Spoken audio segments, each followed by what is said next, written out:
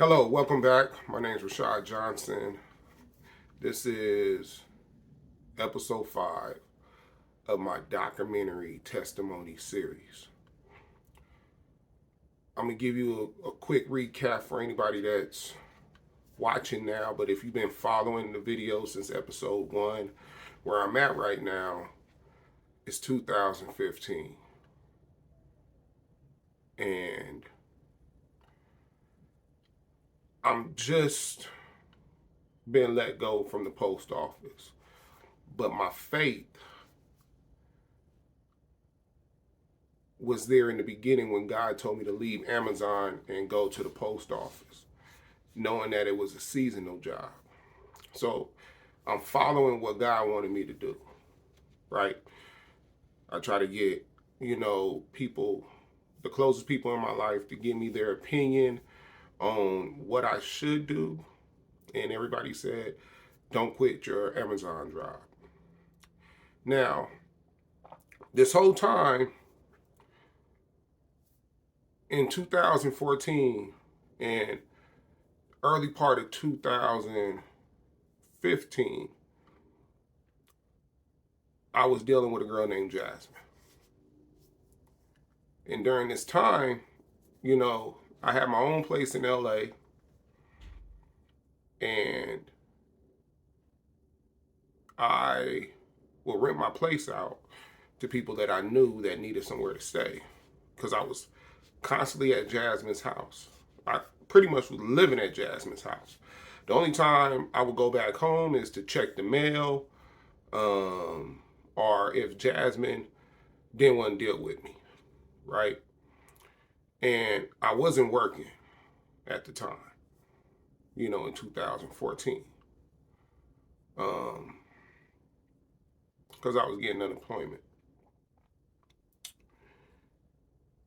And I was working temp agencies. So sometimes, if you work temp agencies, sometimes you can find they can find some work, but then it'll be some times where it might take a minute for them to find some work. So for me to keep my apartment in Los Angeles, I would rent it out. The first person I rented it out with was a girl named Marsha. I met Marsha at a bank because I was working security, and it was something about her that drew me to her. Like something was telling me to meet this girl. So we talked, and she didn't live. Come to find out, she didn't live too far from me. She lived in Hawthorne. I was living in LA. I was familiar with Hawthorne, and she was getting evicted from the apartment that she was at. And I offered her to come live with me, right? At this time, I'm messing with Jasmine. And like I said in the previous videos, if we broke up, I was doing me. But I was still living in the world, and I still had that lust demon on me. And Marsha had a lust demon, and Marsha would just do her, right? And then it'll be times that I'll bring a little female over, one of my regulars or whatever, and we get to doing the business. And I'm in a 1-bedroom apartment, so I'm pretty sure Marsha can hear what's going on. So after so many times messing with, bringing this female over, this person, I don't know, maybe she got curious, and we messed around. And when we messed around, I could tell that she was catching feelings because she just started hating me. She living in my house, and she's hating me, right? To the point she had to move out. And she ended up moving out. we stopped talking for a minute, but I kept contact with her. The next person I moved in was my sister. Now I'm the oldest of three, so my sister below me, we're like 2 years apart, and she moved in with her and her daughter, and I'm not charging much. My rent was like $600 and some dollars, so I'm only charging like half. Like I'm only asking for like three, right? And my sister wasn't. She was capable of getting a job, but I don't know. She was in between. I can't really remember, but it got to the point where she was not paying rent, and I was still paying the bills there, and I would have to pay the rent.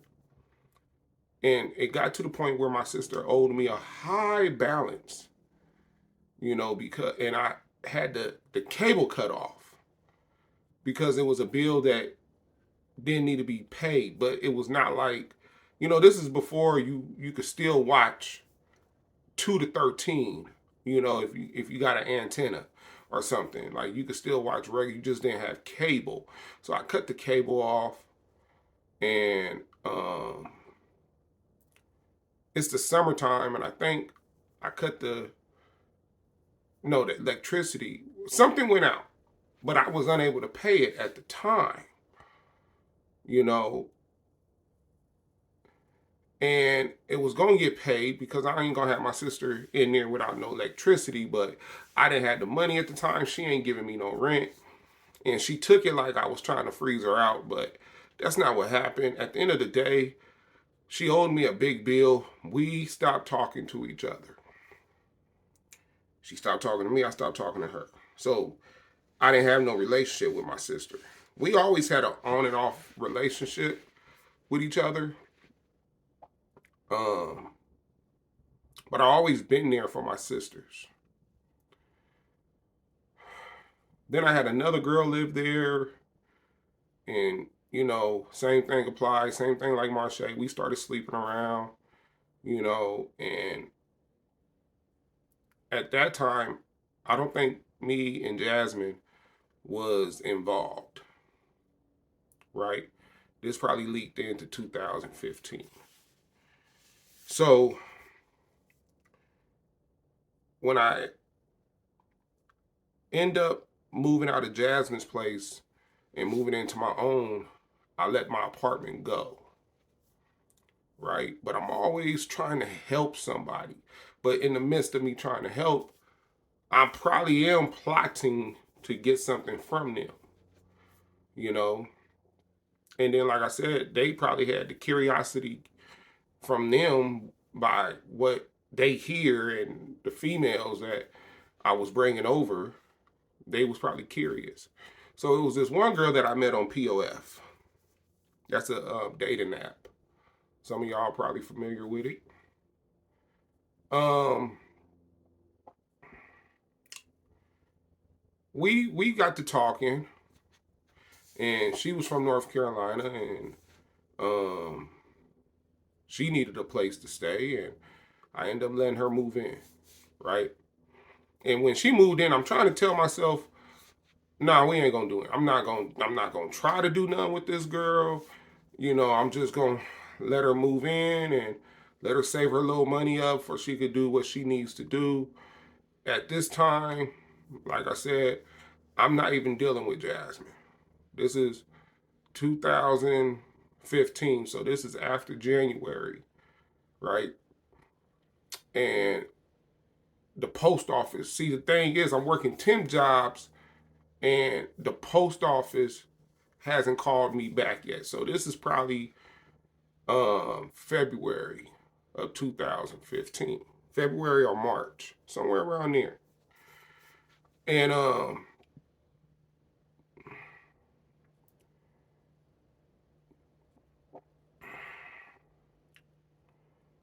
I end up, to make a long story short, this girl like disrespected me to the point that a lot of people would not been able to forgive.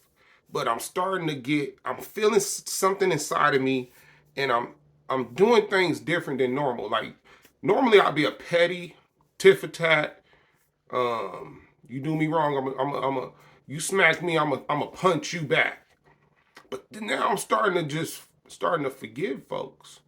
And it was weird to me because if you did me wrong, I would still deal with you if you needed help.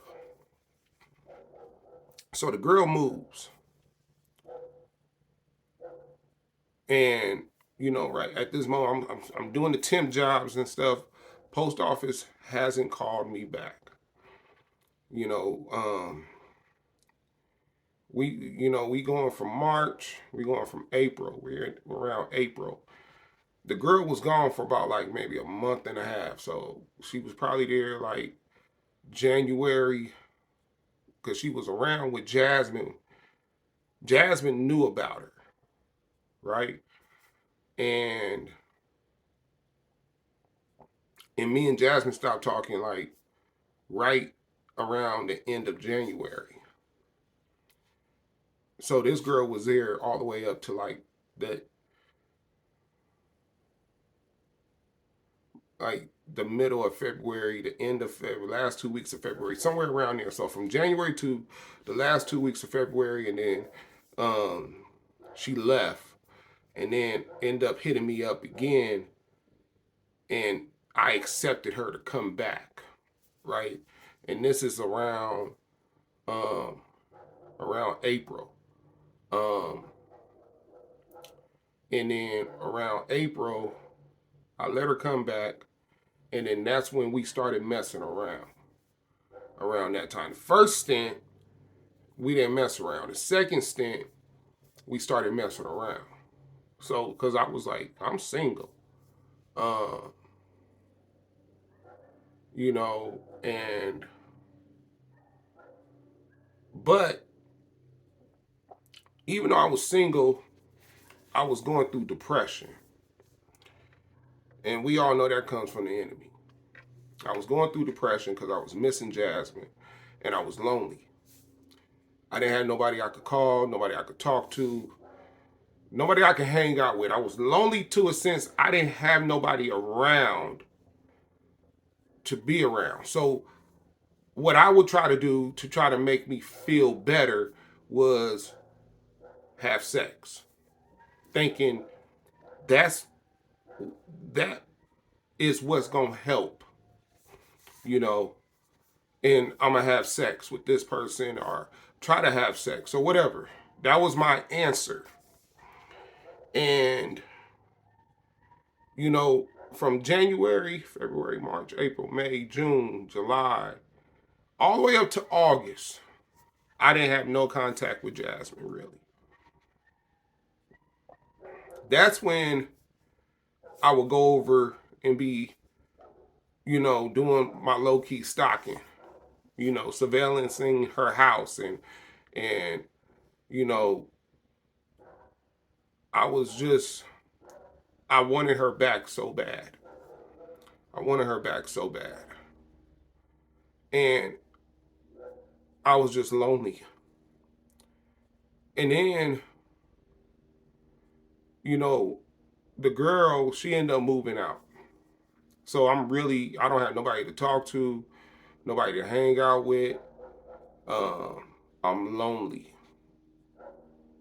A partner might call me every blue moon. I'm trying to get people to come over and hang out. Friends of mine, it's like if I didn't have the homegirls over, if I didn't have no females over, they was not coming. And I got the place, and I'm like, why we just can't hang out, play some dominoes or something? And they was, it was not. I was not getting no. I didn't have no friends, even though I was well known and everybody knew me. I couldn't get nobody to come around. And like I said, I was going through so much depression that I was crying every single day. And I would call Marche, and Marche would let me vent. And then I'll call one of my other friends, Adrian, and she would let me vent. And I was And all this crying was about Jasmine and being lonely. And, I didn't want to live. I didn't want to live no more.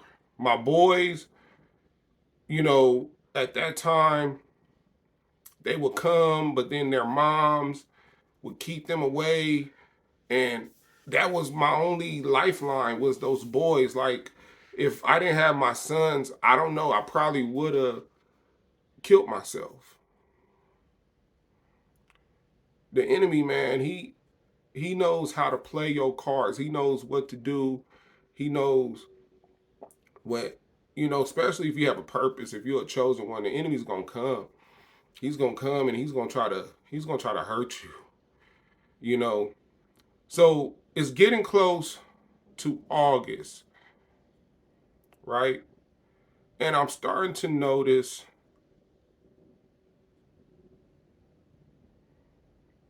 that I'm waking up. I'm an early riser. I get up around 7, sometimes 6. But for some reason, I'm waking up 4 o'clock in the morning, 5 o'clock, 5:30. I'm waking up early, and I couldn't sleep. And I didn't understand why I was waking up so early. And then when I put it together, the reason why I was waking up early is because God wanted me to speak to him. He wanted me to talk to him.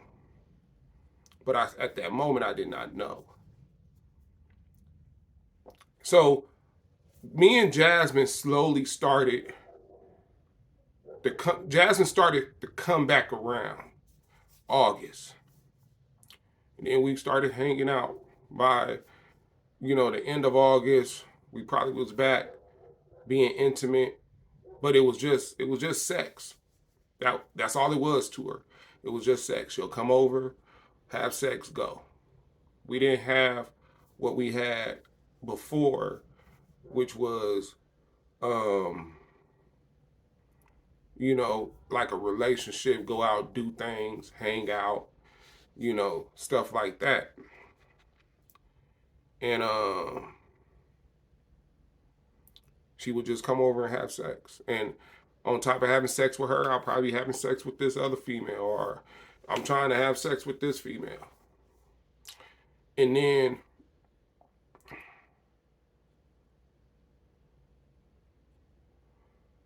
this took place. We get to October. Now, I remember going over to Jasmine's house at the end of October. Right before Halloween. And no, I'm sorry. Yeah, right before Halloween. And she's sitting on her bed, feet crossed, sitting up. And I come in the room and I just get straight to the point. I said, "What are we doing?" Because I'm feeling a change in me and don't know why. And I asked Jasmine, "What are we doing?" She said, "What do you mean?" I said, "Are we going to be together or not?" She tells me, "Do you?" I'm like, "Do me?" She said, "Do you, Rashad?" I said, "Are you sure that's what you want to do?" She said, "I didn't stutter." I said, "Okay." So I had bought her son this chain. It was fake, but, you know, I had bought her son this chain that I was going to give to him for like Christmas. And I just remember before I left, because she sat on the bed and I walked out and I seen her son and I gave him this. I went to my car, came back, gave him this chain. Told him I love you. I wish you the best in life. And I left. Right? That could have been around October 29th, 2015. But I forgot to tell you. Post office called me back. Let me see. April. In May. So from May to this time, I'm working at the post office. And it's hard because, like I said, I mean, I'm going through depression, didn't even know I was going through depression. Um, and the only thing that kept me going was work. And at that time, I'm working 6 days a week, 10-hour shifts, 12-hour shifts. And that was the only time I could go to, like when I went to work, it took my mind off of everything. But when I got home, everything came back because I was lonely. And, that was, so the whole Jasmine thing happened around the 29th, 30th, somewhere around there. November kicks up. And, when she told me this, I'm telling myself, well, you know what, Rashad? Just leave her alone. Don't call her, don't text her. She'll come back. Right? Don't don't go over to her house. Don't do nothing. She will come back. All she got to do is miss you. So, I'm back on POF, and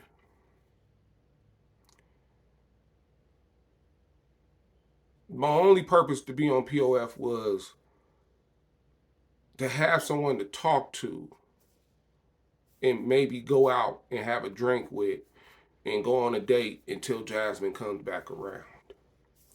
That was my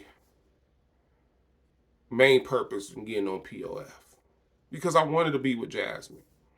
And, at this time, I'm on POF, redid my profile, and I'm just waiting. I'm talking to different females, but this time it's a little weird. I'm starting to notice I'm getting some bad females inboxing me. Bad females looking at my page. And when I say bad, I'm talking about they was beautiful and they was successful. Like they had great jobs. And I was like, and I felt like, man, they all want me. Like my inboxes, you know, I'm getting like 5 messages a day. I'm getting like over 15 females looking at my profile. If you know about POF, you know what I'm talking about. And during this time, something inside of me is empty. I'm feeling like something's missing. I'm feeling like I'm feeling empty inside and I can't put my finger on it.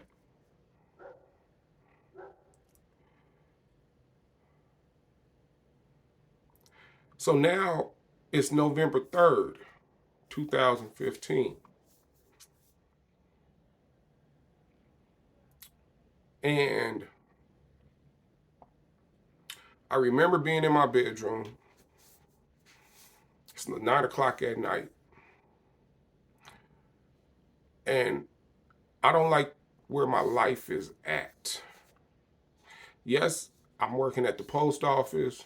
I got my own 1-bedroom apartment. I got a vehicle. I got a nice vehicle. At the time I had the Dodge Fusion. You know, um, no co-signer. It was just all me. And but I'm feeling emptied inside. and I'm still depressed, and I'm still having anxiety off and on. And I'm in my bedroom, it's quiet, and I'm just thinking to myself, this ain't my life. This is not my life. This ain't, I feel like something's missing in my life. And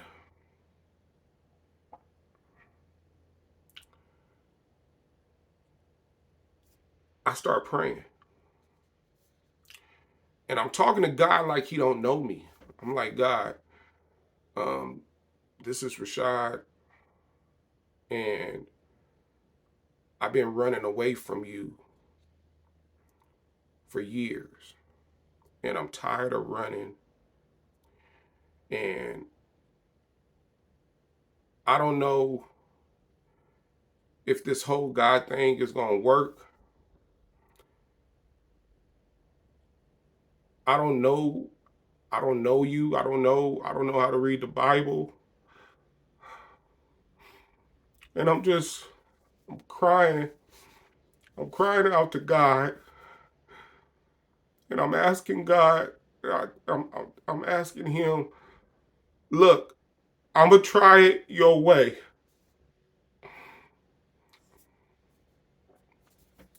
I'm gonna try to do it your way.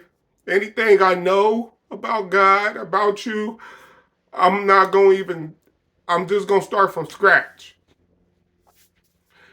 And if it don't work, I'm, at least I gave it a shot, and I'm just gonna go back to what I know. People, I'm 38 at the time. I'm 38 years old. And I'm surrendering my life over to God. I'm telling God, I don't know how to be a Christian. Bring somebody in my life that's going to help me be a Christian.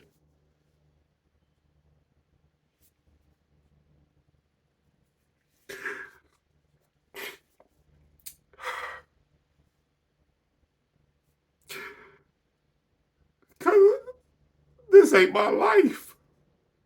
I feel like I have a purpose and I don't know what it is. And I'm crying worse than this. Like I'm crying, talking to God, I got the snot coming down my nose, and I'm crying out to God, and I'm just telling him, change me, Father God, make me into the man who you want me to be. I'm tired of running. I'm not going to run and leave no more, Father God. Just change me, please. I know I don't even feel like myself. I don't feel like myself. This ain't me. This is never me. I'm having sex and it's not fulfilling me. I don't know what's going on. So I give my life over to the Lord that same night. And I tell myself,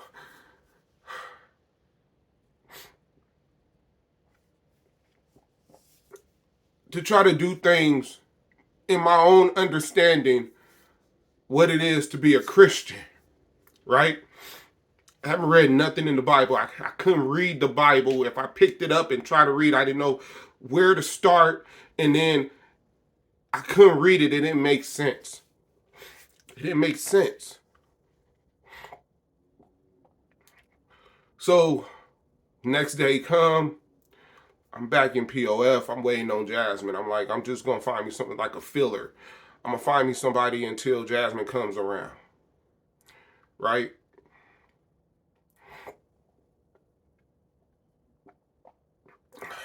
And the reason why I said Jasmine is so important, that's why. Because not being with her led me and pushed me into God. Not being with her and feeling lonely, going through depression, anxiety, trying to have sex with different females, but I was not getting filled with the feeling of accomplishment, or that feeling that you have once you have sex. Like, it was not doing anything for me. And then on top of that, I'm living in a 1 bedroom apartment. I'm 38 years old. Yes, I got a career because God pushed me to have that career. So being emptied inside and waking up early in the morning, God at that, and when I think about it now, God wanted me to speak to him. That's why I was waking up so early in the morning. He was waiting for that conversation that I just had that night to give myself over to him.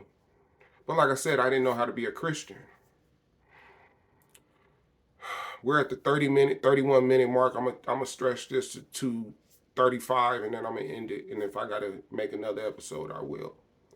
So at this moment, I'm on POF, and I got all these females hitting me up, and I'm picking and choosing who I want to talk to. And some I went on some dates with, and some I would talk over the phone. Some would come to my house, but we wasn't having sex. No, no, no. Did I have sex with one? I think I had sex with one, right? And I'm gonna get into that, and I'm gonna tell you what took place, because now it's about to get real. It's about to get real, people. So I'm gonna end this video, and you'll see it on the next episode. I'm out.